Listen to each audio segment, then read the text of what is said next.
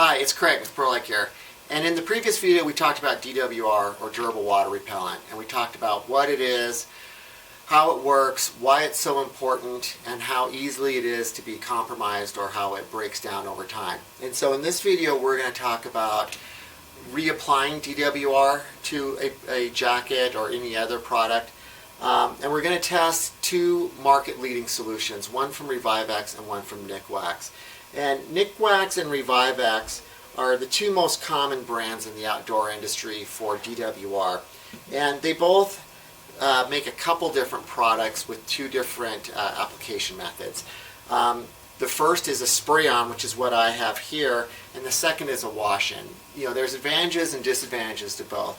Some people feel the wash-in approach is better, or is more convenient, I should say, because you're probably already washing your product with a technical wash before you apply DWR. At least that's a really good idea. You want that product clean, because in the previous video we demonstrated how dirt or other contaminants really hamper or reduce the effectiveness of the DWR. You know, if you're going to be reapplying DWR, you want to start with a really clean fabric face to apply it to, just so you get it to adhere really well.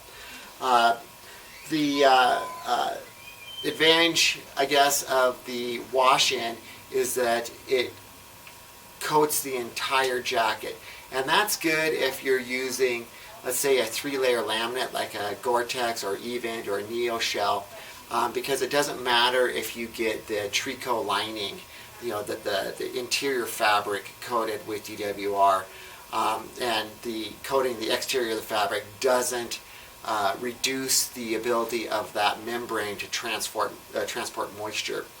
My personal preference is the spray-on, and I prefer the spray-on because sometimes I don't want the inner fabric to be coated with DWR, particularly if it's a fleece, a micro fleece, or you know, a larger tricot lining that's meant to wick the moisture away from my body and move it to the outer surface fabric of whatever jacket or mid-layer I'm wearing. The other thing I like about spray-on versus wash-in is that I can apply it specifically where it's needed. In some cases I'll give it an extra application in the shoulder areas, which are going to get more abrasion due to my backpack straps, or give it additional application around zipper areas. So for this test I'm going to do the spray-on version of both Nikwax and ReviveX. It's very important to point out that both these products have evolved over time, and they've both evolved in the time that I've been running ProLike here. This is the latest version of ReviveX, and it's called ReviveX Durable Waterproofing. And I spoke with someone at ReviveX prior to making this video, and they told me, you know, this latest new and improved formula is a much better formula than their previous formula. So if you go out and buy some, just make sure you're getting the latest and greatest batch of these. Both these are, you know, environmentally friendly. They don't have the fluorocarbons that much earlier generations of DWR had. The tech washes and the wash-in solutions are safe for your washing machine and dryer. The tech washes are also fine if you're using one of the high efficiency washing machines. Just read the directions. On average you use about 30% less cleaner in a high efficiency machine, and that's just because they're using less water. In front of me I have a little test setup. I have some pieces of fabric. This is a taffeta fabric, and I've already treated these two at home. You know, let them cure for over 24 hours. Followed the manufacturer's instructions on the label. So this is the this is the Nikwax product here, the ReviveX product here, and this is an untreated sample, just so I can show you. And what I'll do is just put a spoonful of water on this, and I'll have to get a close-up of this, but you'll see that this just immediately soaks up the water. If I put water on the ReviveX treated cloth and the Nikwax treated cloth, you should see that both of them are doing a great job with repelling the water. What I'm going to do is just mechanically agitate each of these.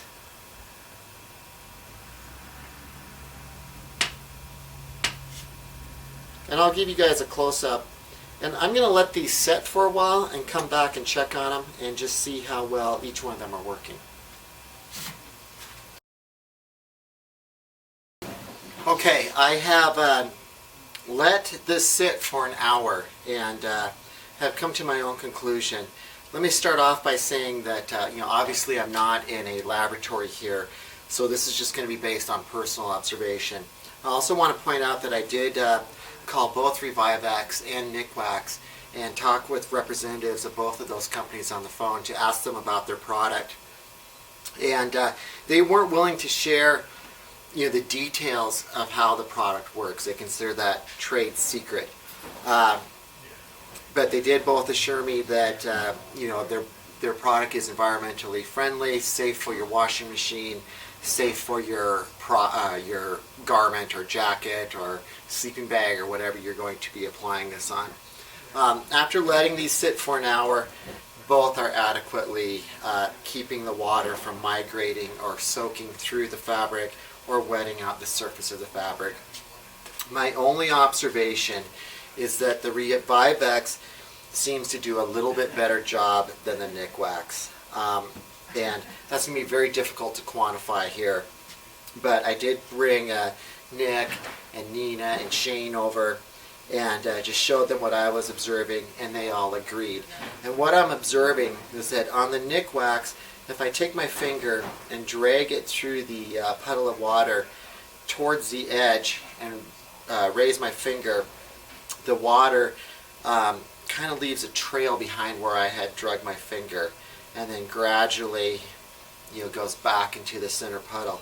If I do that on the ReviveX, it's instantaneously just goes back into the center puddle, more of that quicksilver effect. So my observation is that the ReviveX is doing a little bit better job than the Nikwax. But maybe I'll have to put this through some longer term tests and see how they hold up in varied conditions, see how the durability is between the two of them. But for right now, personally, I'm going to give the nod to the ReviveX. If you have any questions on this or any other questions related to products in the outdoor space, please give us a call at 406-582-0508 or send us an email to info@prolightgear.com. Thanks for watching.